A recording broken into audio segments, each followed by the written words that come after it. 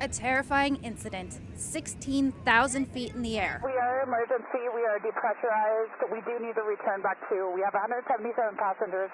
Fuel is 18.8. Minutes after taking off from Portland International Airport Friday evening, Alaska Airlines Flight 1282 forced to turn around and make an emergency landing after a section of the plane's body blew out. You heard a big loud bang to the left rear wheel, like in row 20, and a whooshing sound, and all the oxygen masks deployed instantly. Photos shared with K2 show a gaping hole in the side of the plane, right next to the remnants of a seat. Passengers on board say the plane rapidly depressurized. I understand from talking to a lady who was sitting in the row immediately behind where the panel blew out that there was you could see later that there was a two-window section panel that blew out. It's about as wide as a refrigerator and about 2/3 as high.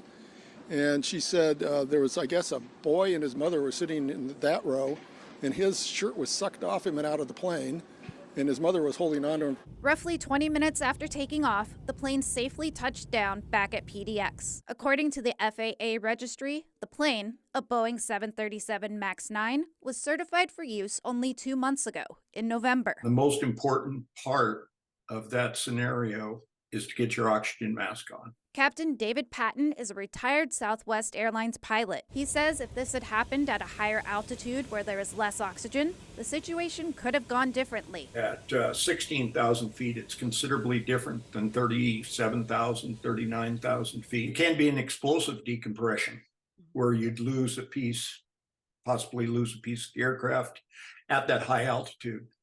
At lower altitudes, it's still an issue because you want to make sure that passengers get their oxygen masks on in a timely manner, and you get the aircraft down below 10,000 feet so there are no problems with people having issues with the cabin altitude. Captain Patton tells us despite rare occurrences like what happened on Flight 1282, flying is still the safest form of travel. But he has a piece of advice for passengers. You get, I would say, complacent listening to the flight attendants giving their briefing or the airplane giving its own briefing. Listen to the briefing and make sure that you understand. Jesse Satin, K2 News.